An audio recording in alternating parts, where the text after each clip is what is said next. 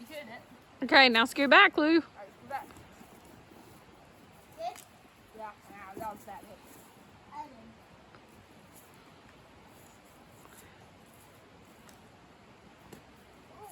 Oh.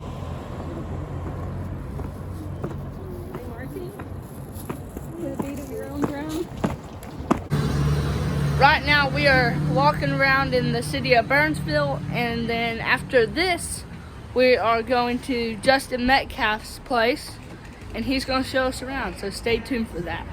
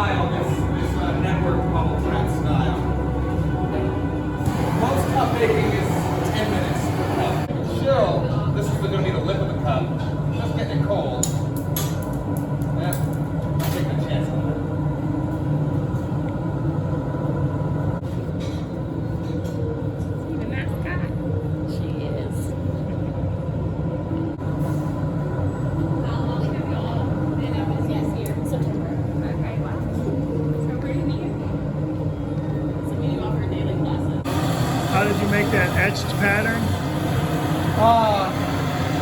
It's made by, kind of complicated to describe.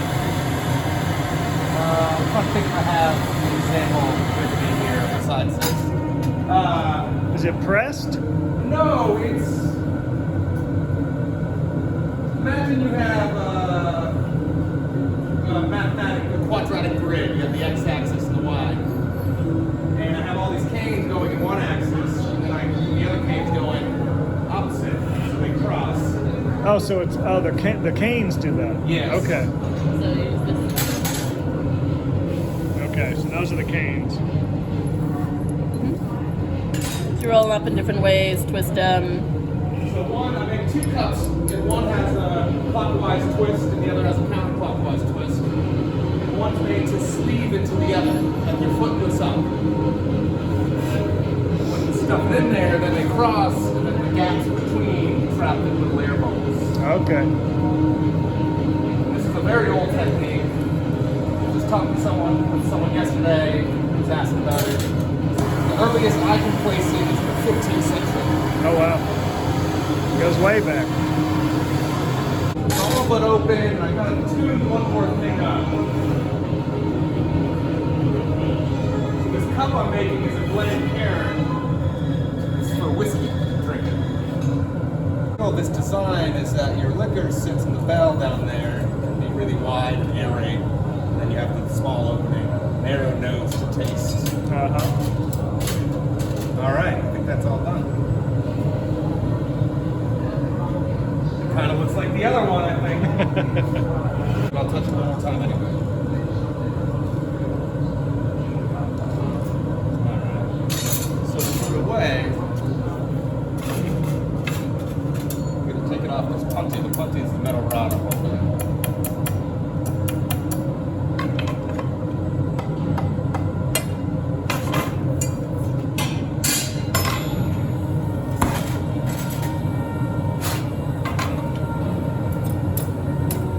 Oh, yeah. Sure.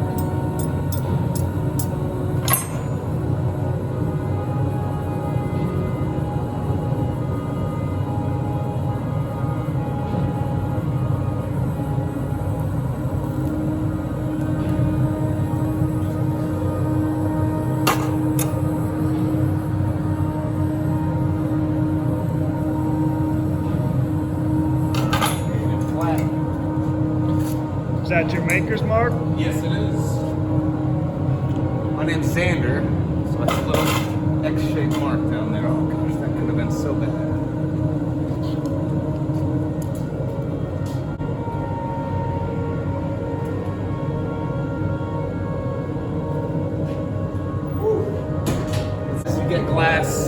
gets stressed out, it gets cracks in it. Yeah. And we recycle some of that, we throw a lot of that out. Clean fill, so it's not too dangerous. Right. But typically a lot of... Well, thanks for sharing. Oh, you're welcome. Oh, that was the hardest part of my day. Now we get to have fun. This is the Hearth Glass and Gallery.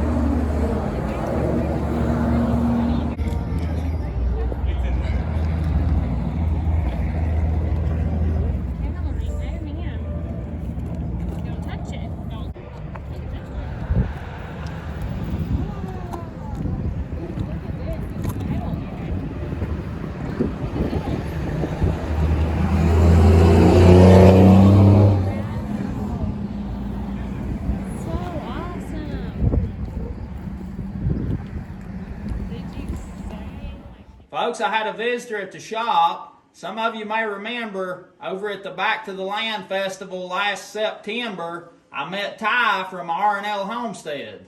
Now, he come to the shop to visit with me, and we've had a little fun, and one thing we're going to do is open this mill up, and we're going to peck on these millstones. I'm going to show Ty a little bit about dressing millstones.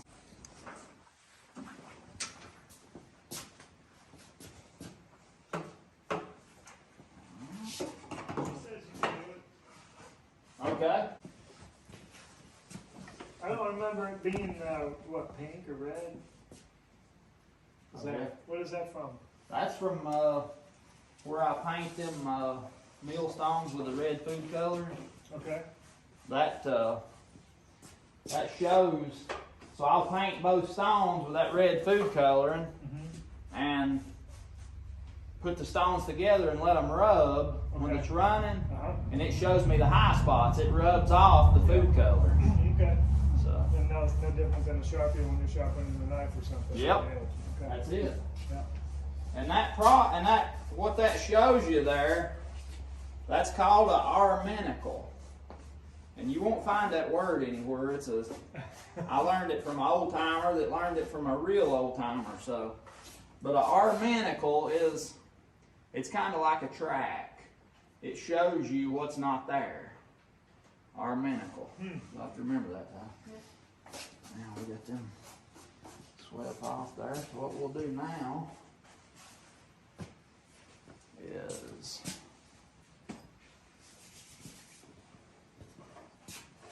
see that stone coming up? That's how you adjust how close together they're running. If you want to crack chicken feed or grind cornmeal and grits or whatever, that's how you do it. So I'm going to put these two bolts not in it. I don't have to worry about that. I'm going to put these two bars in here, and what that's going to do is take the pressure off of the shaft so that I can separate the shaft and the runner stone. It's got a taper lock.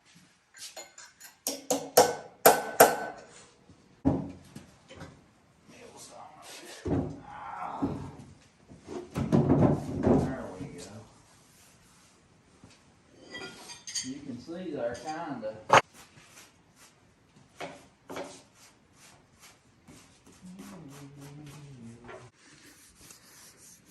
now, Ty, you can see how them are a little bit slick. Yeah.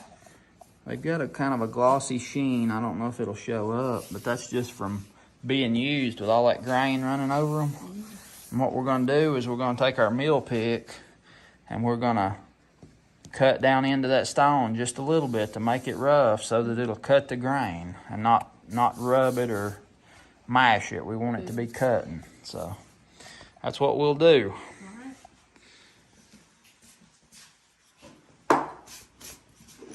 This is a mill pick for dressing millstones, and they come in all different shapes and sizes, long, short.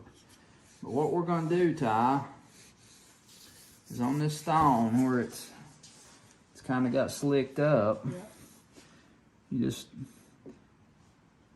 start on the edge and just peck very lightly, and you try to get as close together as you can on the pecks.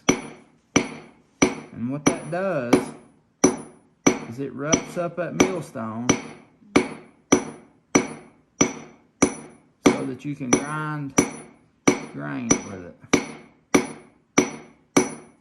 You try to just get them as close together as you can. Feel how rough that is now. Feel that? That's what cuts the grain. Try to get all that flat surface pecked, or what they call cracked. Putting the cracking in. Just go real slow. Try not to hit the same place twice if you can help it. But you can feel that right there, what it done. It's better if you got a rest to lay your arms on.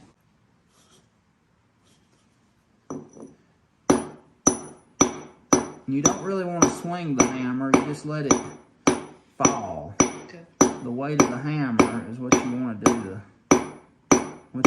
to cut, and just kind of pick it up and let it fall. Just move along and try not to hit twice in the same place. I'll turn the hammer over so you can use the fresh edge. You can start anywhere there on the edge or up here. Okay. You just move along real slow.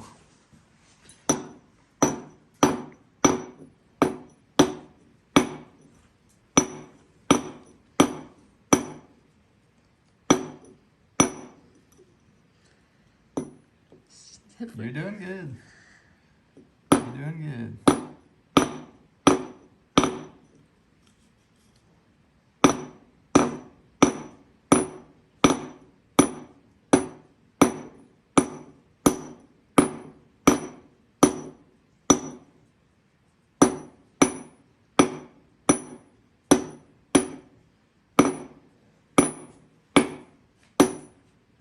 Now you see them cracks you made? Yeah.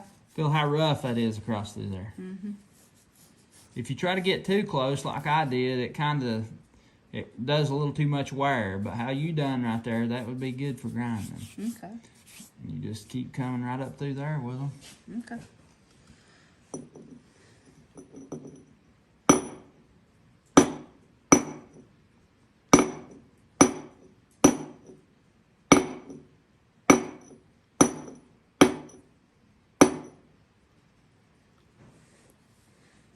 Would you go back over that? You can. If you try to just move up a little bit at a time as you go, Okay. then you don't have to come back over it. But this is your first time, right? Yeah. It's better than I done my first time.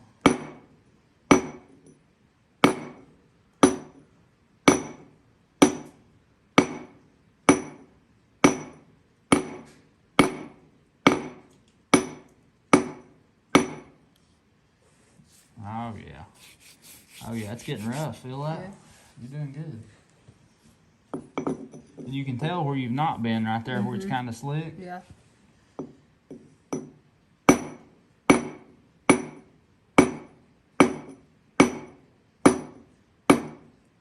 See that little puff of dust every time you hit? Yeah. Cutting that stone on it. You can see it in the picture here. You can see really good the cracks you made. See? Oh, yeah. Oh yeah.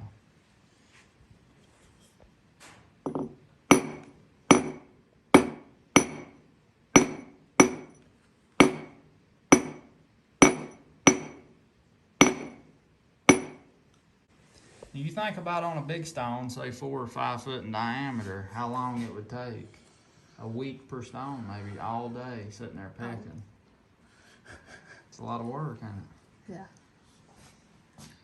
But that's how you do and what you do. You're welcome to do as much as you like. Okay.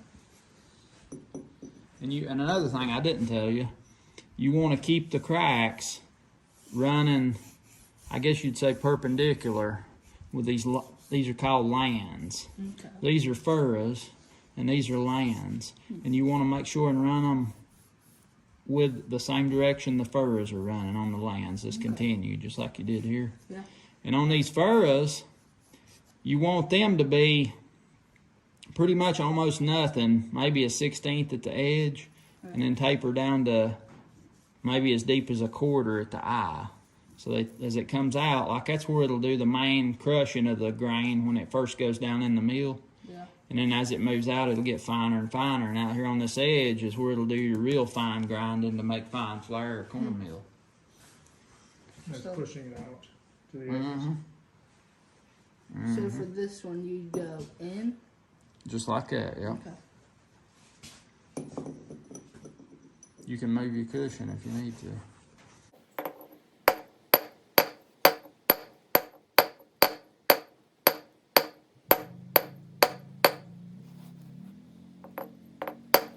Good. What do you think about this stone dressing business?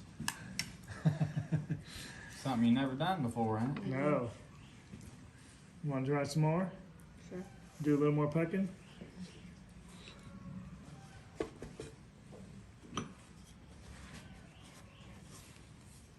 You have to have patience when you get a hold of a big stone. Oh, I can Like imagine. one of them big 30s out there. Wow.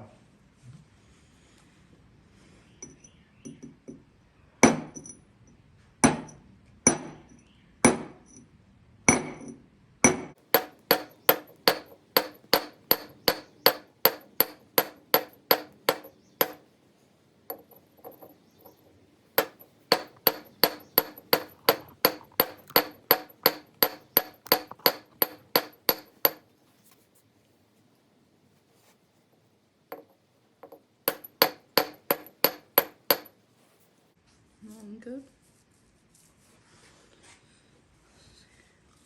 Oh yeah, it's plenty rough. Good job.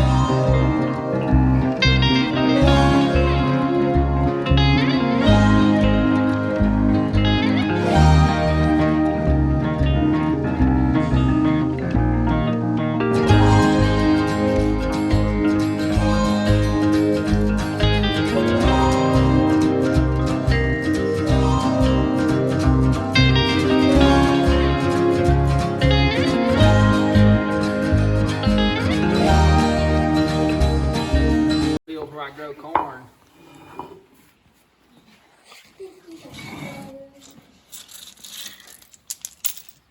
That's what the natives use to grind their grain.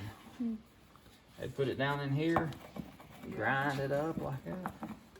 And this one you can see right here, they got fancy. They ground it up right here, then they had a little place right there they could kind of sweep it out. Yeah. Piece of angle line. As that turns, see that taps that, and it makes that sifter move a little bit.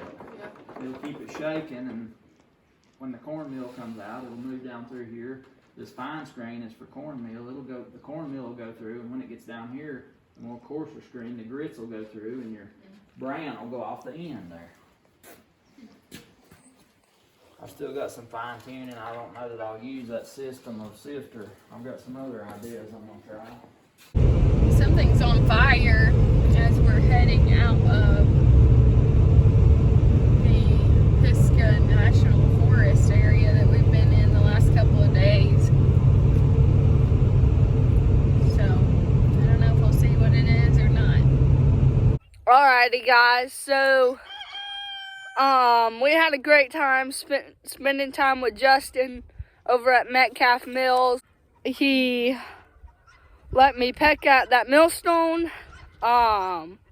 He gave me a few gifts, and it was just really fun hiking with him. If you're not already subscribed to him, go over there, subscribe. Real nice family. I'm going to wrap this video up here. Make sure you like, subscribe, hit that little bell button. Share this video with your friends and family. Y'all have a good one, and God bless.